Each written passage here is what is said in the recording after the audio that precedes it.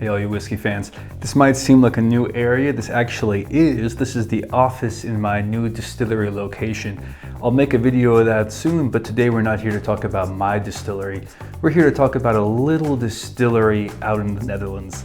And what I found and what I really enjoyed, and if you like experimenting with different whiskeys from around the world, it might be an interesting place to reach out to them, call, organize a meeting, and check it out, because it wasn't so easy to find, as you will soon see. But grab a glass and let's learn something new.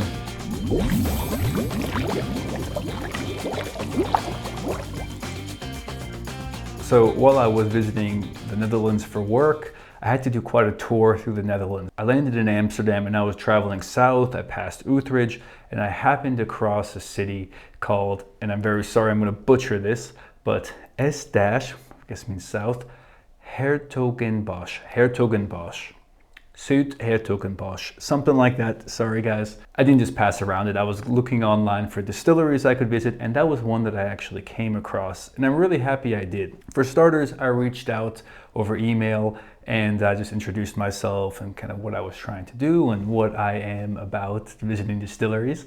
And being a distiller myself, they were very interested and super accommodating to host me one of the evenings at their little distillery. Now, I didn't really know what to expect. If you look online, there's not a whole lot of pictures. If you go to Google search, you see this. I'll post some of these different pictures that I took, but at the moment, there's not a whole lot that you can kind of see and expect. But I'm kind of happy because it blew my mind talking to them and learning more about the distillery and the creativity that they've put behind the creation of their stills.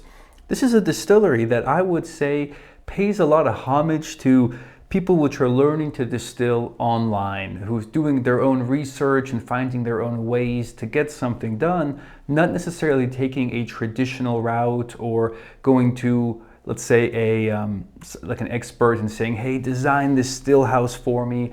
No, there were guys, two guys, you can see them here, which were, and I'm butchering their names, but I'll put it in the comments, sorry guys. It was really interesting because they were doing their own research. They really wanted to figure out and make their own, let's say, distillery their way. And I really think they did. Let me explain.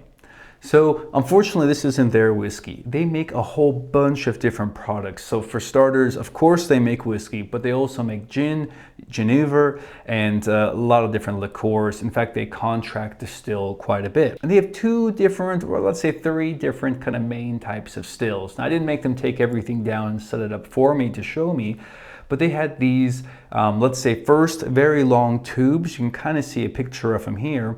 And these tubes were then being used, they kind of stack them on top of each other. Still is supposed to be very good for making very efficient distillations of vodka, let's say.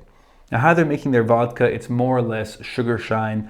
Now, of course, using these tubes distilled to a very pure level, kind of like the ingenuity of using a very small space, but to be very optimally set up and stored so they can do a lot more with it. Now, these stills mainly being used for their liqueurs, which they make a lot of. While we were there, we tasted through this gigantic lineup, and boy, was a lot of it really good. Even for somebody who doesn't drink a lot of liquors, it's very pure and not what I expected when tasting a sugar shine. So I was really impressed. But now let's kind of go into, and of course they do a bunch of gins, limoncello, and they do a lot of other things too. And it was really interesting, I really enjoyed it. But now let's talk about their whiskey. So their whiskey is quite interesting. It is a single malt whiskey. They're only using barley. They're grinding everything themselves and using these little, I mean, to be honest, they were telling me the story of how they got them. They have two, I'd say about 200 liter mash tuns, which they grind right into the top of and right into the mash tuns. They cook there, they ferment still in this little room, and they used, again, their little stills to distill their whiskey. Now, as you can see, they have a lineup of these stills. I think there was about 6 or 7 of them, and it was really, really interesting to kind of see how they put these together and what they are. Essentially, they're water heaters that they've taken apart and they've added electric elements into for their distillation. More or less, most of their whiskeys will get either 1 or 2 times distilled, and I was able to taste a tub of what they were storing to produce a little bit more and then put into a lot of these different barrels that they have. Now, I was very impressed, and they were telling me also a story about how they met a whiskey enthusiast in the Netherlands and who had introduced them into, well, had them contract distill quite a bit of whiskey for him, but then introduced them to a very good sherry barrel importer. And this is really interesting because how you finish and age your whiskey becomes a very, I would say, unique characteristic. I did get to try a little bit of it. Unfortunately, I didn't have a full bottle for me to take away, but I have to say it was delicious. I mean, even at like off the still proof, it was very, very good. Something you could dangerously drink a whole lot of and really like. So we're really interested here. Now, what's interesting is, of course, they're aging. They have a whole bunch of these different barrels, and these different barrels, of course, will all taste a little bit different. But I really liked how the sherry, the fruity sherry, really dark fruity sherry, kind of gave another layer of complexity to their already quite complex and quite interesting new make. Again, it's a pretty clean new make, pretty much in the European style. I don't know how long they're going to age it, but they're kind of experimenting and figuring it out as they go. But they had some whiskeys which were quite old already, so there might be some barrels that they can reuse and start to age for a little bit longer. Most of their barrels now are relatively new. Again, very interesting. Did I mention this is all, I think, 2 stories up? So it's on the first floor for Europeans, it's on the second floor for Americans. And sorry, I had to explain that. It's something that gets me every time. But this means that they're carrying a lot of their grain, a lot of their whatever materials or things upstairs through a little corridor and into their distillery. I have about 5 steps outside, which I'm not looking forward to. So those guys, they're really working hard, and it's amazing what they're getting done. I mentioned, by the way, they have 3 types of stills. They have one still they call the Minion. Again, I didn't ask them to take it down, but you can see a picture of it here. And this is where they test and experiment new mashes. And they say new mashes because although it's all single malt, they do some very clever things with how they're processing the malt.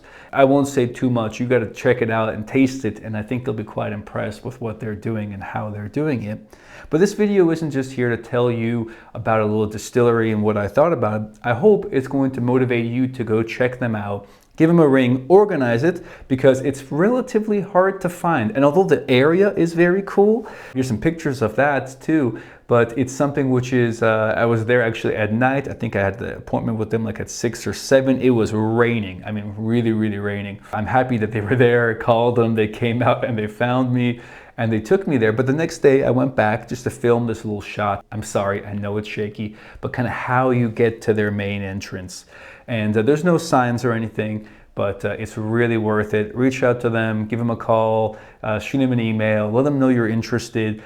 And I think you'll be very impressed and very happy. I know I was with meeting them, hearing their story, and experiencing some of the great spirit that they're creating.